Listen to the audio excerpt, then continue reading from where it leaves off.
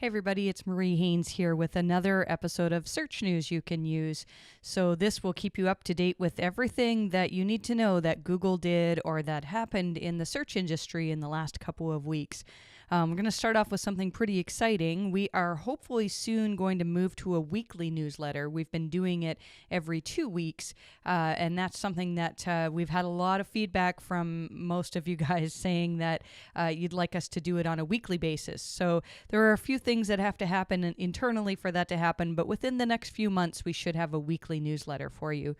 And with good reason. Those of you who are part of the paid newsletter subscription, I think the article this episode was almost 6,000 words long, and I know a bunch of you were saying that it's just too much to read all at one time. So we're going to go over today the free version of the newsletter, which absolutely anybody can sign up for. mariehaynes.com/newsletter will get you there, and you can sign up for free. And then if you do want the paid version, you can get all sorts of great tips as well. Let's start off with algorithm updates. There was a massive update on March 9th of 2018. And I say massive just based on the number of requests that I've had for help.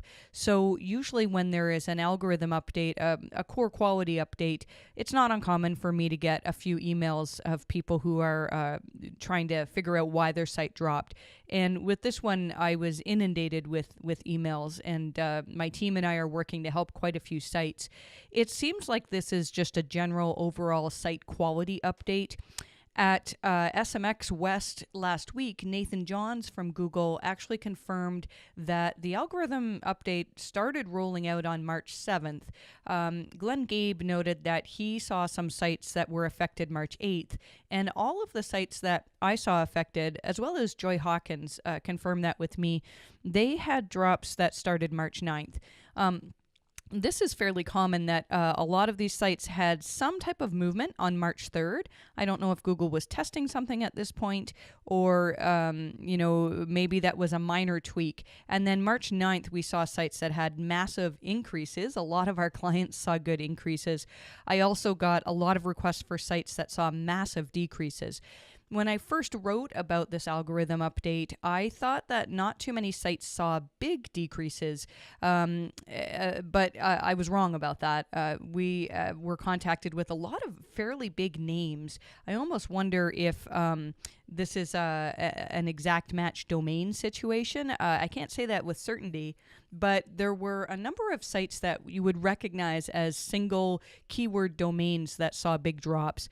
I really do think, though, that overall this was just an assessment of quality.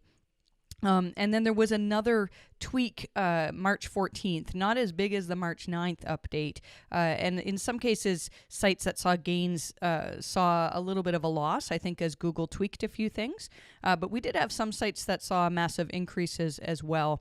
And so here's an example of a site that saw a very large loss on March 9th and then continuing on for more of a loss March 14th.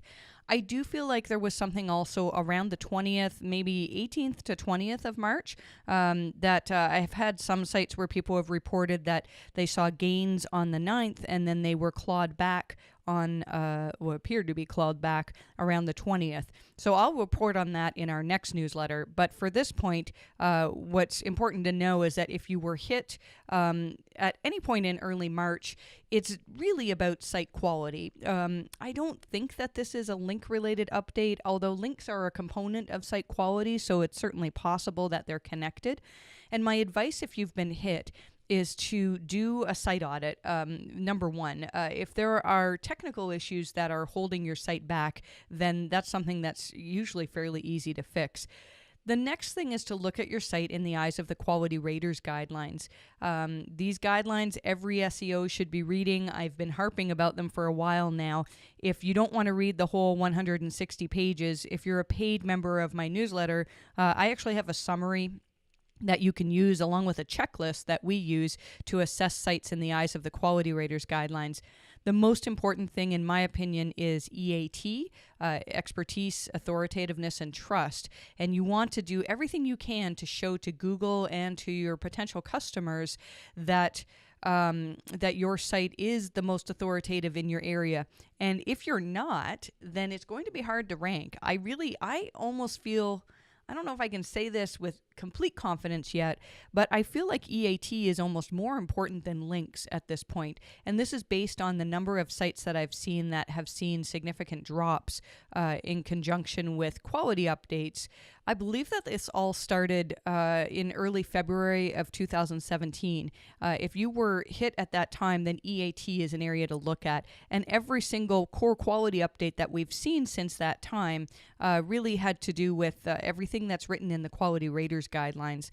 And then the third thing that I'd recommend is to really have an objective look at your site, preferably from somebody who's not emotionally connected to your site, to have them tell you how well your site works compared to competitor sites. And that's really hard to do for your own site. But one thing that we're seeing is that there are sites that used to rank really well based on perhaps the power of links or based on some tips, tricks that you would use, loopholes to try to rank better.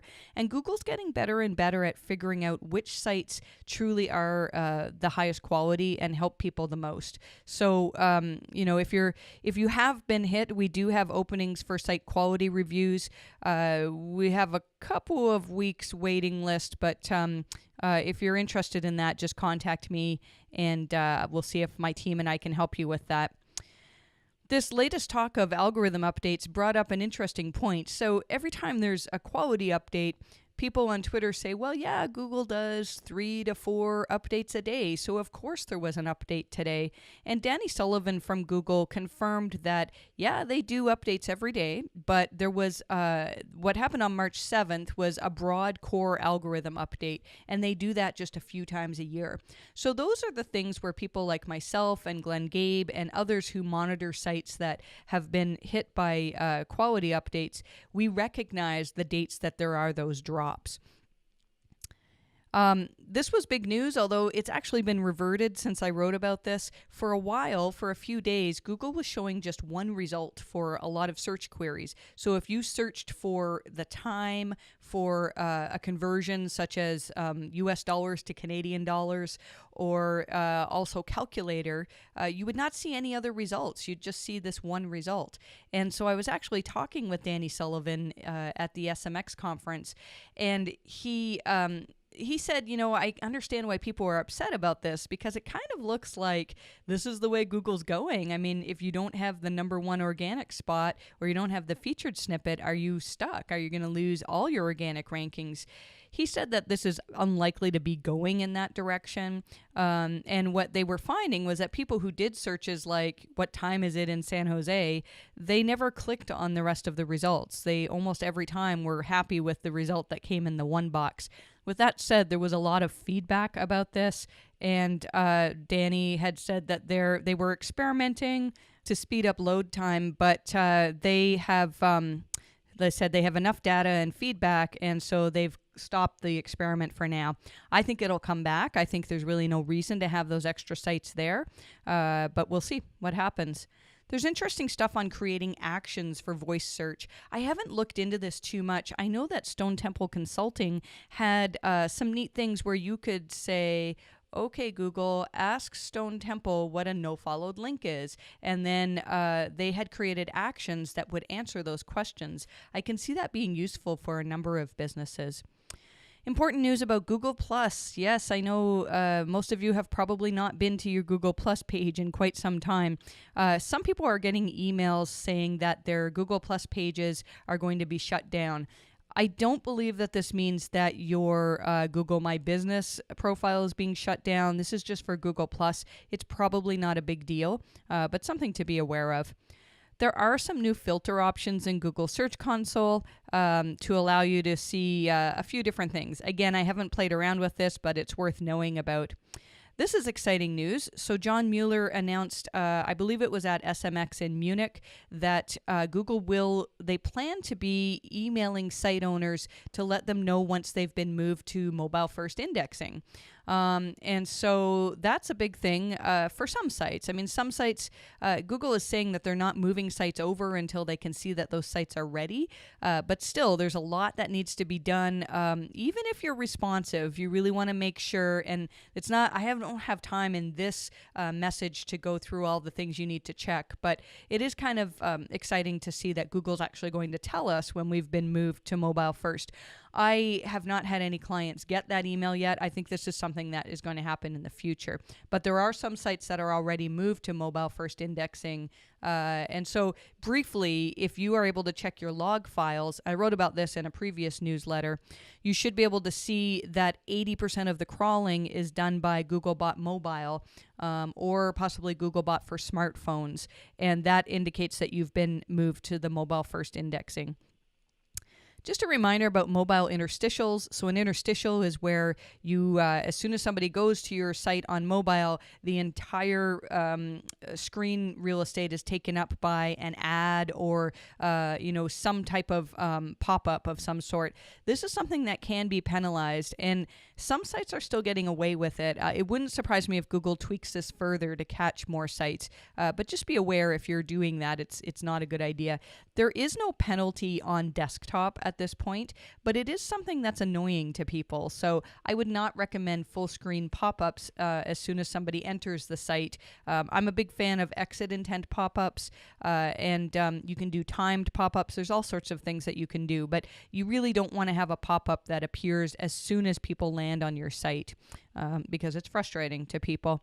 I found this discussion interesting about whether Google Search Console data is accurate. And there's a lot of discrepancy sometimes between the number of clicks. So in this tweet, Martin McDonald was saying that he had a post that, according to Google Analytics, had 8,000 clicks, and Google Search Console said it was 65. It's hard to say why that discrepancy is there. I do think, though, that the ranking data in Google Search Console is generally pretty good. If you are seeing discrepancies where you have a term where Search Console is telling you that you were ranked, number 3, and your organic searches are showing that you're on page 3, sometimes what happens there is you're getting clicks for, you're getting impressions for image search. So that's something to look into. Bing is now showing snippets using JSON LD, so there really is a push. If you're working on schema, there really is a push towards JSON LD, and it's something that I think is recommended across the board now. I started adding a section to the newsletter for AMP news. AMP is something that everybody really needs to be paying attention to. It's not something that's just going to stay for a few months. It's going to be around for a while. There's a bunch of information here about how Google wants to standardize the web and use things that work well for AMP and make them normal web standards. So what they're hoping for is, right now, if you want to get in the top stories carousel for news, the only way you can do that is if your site is AMP. And if you're not AMP, then you can't get in there. So Google's actually going to make changes whereby even if you're not AMP, if you load quickly, you can still get in the top stories and in other features that require AMP. So that's exciting. There's still, a lot to come on that. So we'll probably have more news on that in a future episode. I thought this was interesting. I don't know. I hadn't heard anybody else talk about this, but Joe Youngblood had said that AMP was enabled by default. I think he means in WordPress 4.9.3. I'm wondering if that perhaps has to do with the theme he's using. If you do find that AMP is enabled by default, it would be awesome if you could leave a comment on the actual post for this to let me know if that's the case for you. A bit of local SEO news. There are now descriptions again. Let's talk about this first. Local packs are now seeing review snippets. I'm missing my screenshot here. But what we're seeing is just a little, like a phrase or two from reviews are actually showing in the local pack. So it's another good reason to go out and get as many reviews as you can. And just a reminder, it's perfectly okay to ask your customers to review you on Google. It's technically against Yelp's terms of service, but if you ask them to review you on Google, that's okay, provided you're not incentivizing them to do that. Let's talk about descriptions. So we used to have a section in Google My Business where you could write your description, and then they took that away, and now it's back again. So the concern here is that there's going to be a lot of keyword stuffing and just stuff that's not good. So we'll see. It's worth paying attention to, though. I haven't seen it yet on any of my profiles, but if the description is available, it's something you should fill out.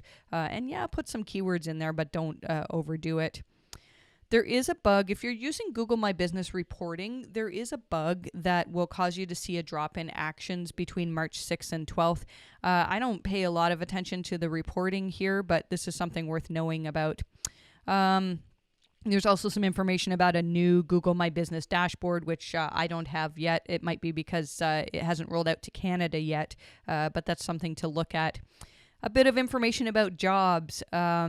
This looked interesting. Mountain Equipment Co-op is a really, really great brand here in Canada, and they're looking for SEO help. And this one here is Ross Hudgens at Siege Media is looking for help too, and that would be a fantastic job. Ross is somebody who really, really knows what he's doing in terms of SEO, and it would be really good to learn from him. And then to toot our own horn, we are hiring here at Marie Haynes Consulting. We're going to be moving offices soon, which is a little bit disappointing because we actually have office 404 right now. The joke is that nobody can find us. We're going to be moving to the 3rd floor, and as much as I really wanted a 301 or 302, we're going to move to office number 300. So we'll have more news on that soon. But we're moving because we're growing, and so we need to hire a couple of new team members. If you're interested in that, you can go to mariehaynes.com/jobs. And I would love to interview you. It is a local position. It's not remote, so you do have to be in the Canada area, which is close by Ottawa. We have a bunch of recommended reading. I'm not going to go through all of this, but if you are a paid member, we've summarized most of these articles, which most people find pretty helpful. We've also added recommended reading for local SEO. And then there's a whole bunch of stuff in the paid version of the newsletter. So this is the section where I give you actual tips on what you can do to take advantage of the latest news. And I think we'll end it at that because this is a whole lot of news. We really do hope to get to doing this as a weekly newsletter at some point in the next couple of months. And if you have any tips or anything for us that would help us make the newsletter even better for you, we'd love to hear that. Again, you can find the full newsletter at mariehaynes.com/newsletter. And I really hope that things improve with your rankings and that these latest turbulence with the algorithm is not too bad for you. Hopefully most of you are seeing nice improvements.